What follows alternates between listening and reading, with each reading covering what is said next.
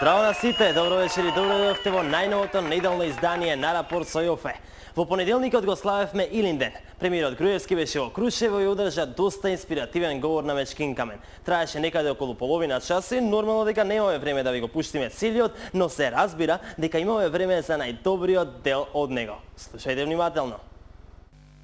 Да се убложат партиските борби до степен да не бидат штетни за каузата на обичниот човек, напишаа наследниците на Илинденското дело меѓу двете светски војни. Повикувам на обединување, на единство, да отвориме нова современа страница во политичкото делување, да се обидиме да работиме заедно сплотени зад платформата на стабилна, независна и демократска Република Македонија. Така бе, премиере, обединување и единство. Тоа е тоа што ни треба, тоа е она вистинското. Еве бе, почитувани гледачи, погледнете го обединувањето за кое спорува премиерот.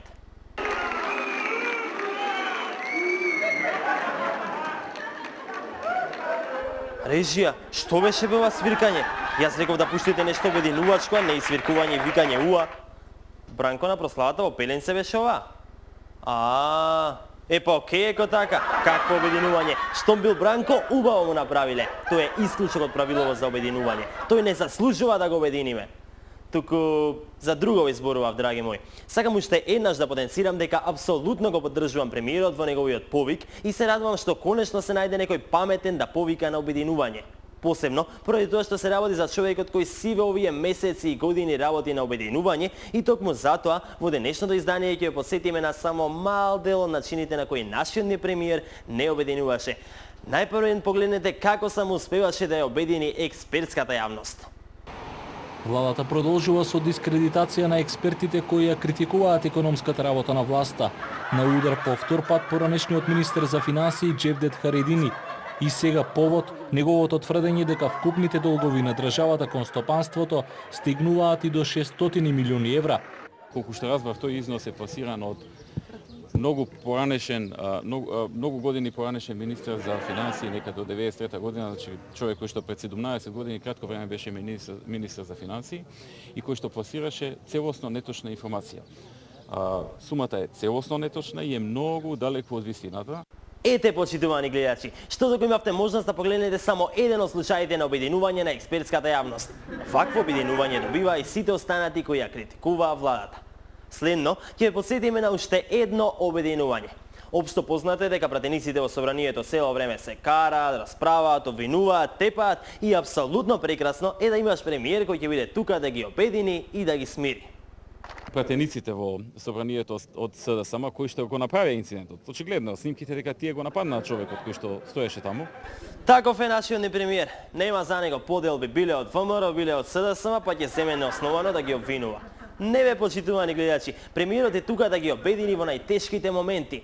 Тука е и за сите политичари, новинари, колумнисти. Нашиот ни премиер со почит ги прима сите мислења и коментари и тука е да ги обедини за доброто на нашата ни татковина. Политичари, новинари и емисари вршеле притисок врз владата да ги прифати грчките ставови и неаргументирано ја обвинувале дека е незаинтересирана за влезна земјава во НАТО и Европската Унија. Во оваа држава, освен политичари и влада, има и 2 милиони живи души.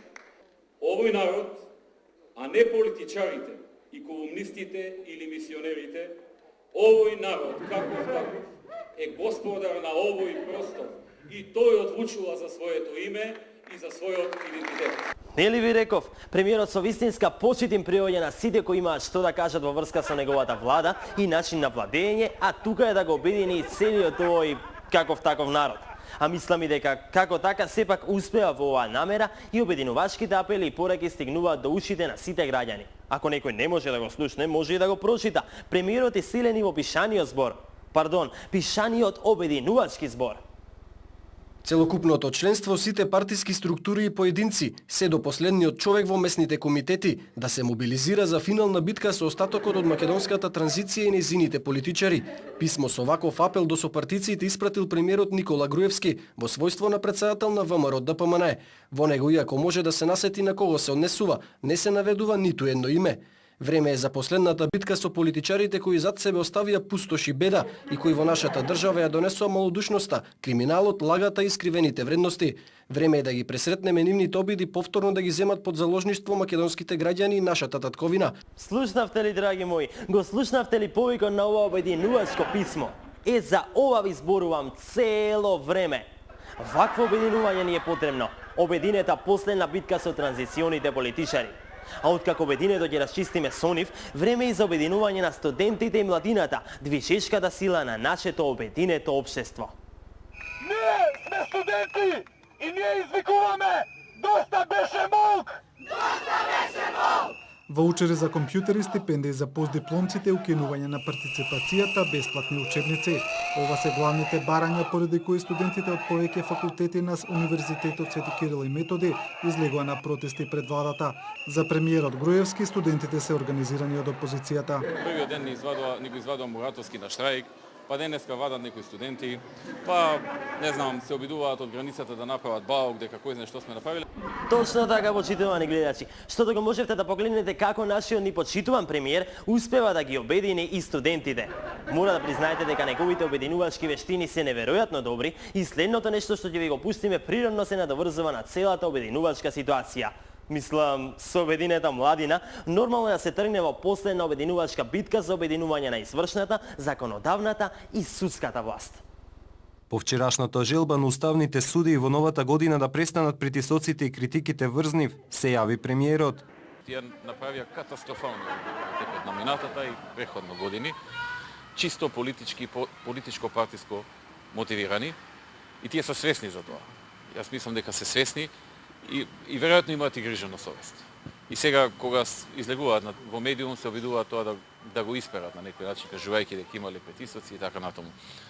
Жалам што поголем дел од судиите во тој уставен суд не само што се поставени партиски, туку делуваат партиски. Јере, па пастиру наш, па водачу бесмртен и вечен, па единствен лидеру наш.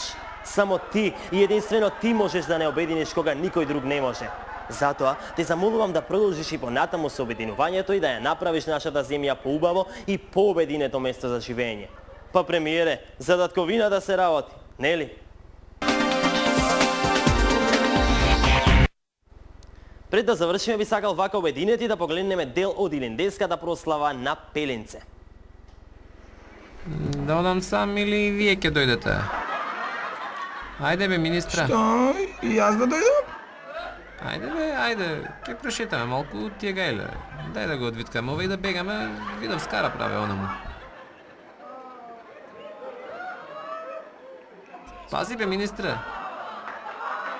Е така, ајде. Мислам дека и пиво има. Дефинитивно има и пиво и јас одам да им се придружам, драги мои.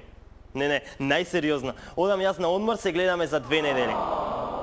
Што сега, со што веднаш солзи? Не се секирајте, иако сум на одмор и понатаму ќе се дружите со мене секоја среда по ексклузив и секоја недела по вестите и по метео. Ви спремивме на прекрасна летна компилација со најинтересните моменти од шоуво. Следното ново издание на емисијава во среда на 25 август. Чао, Македонија!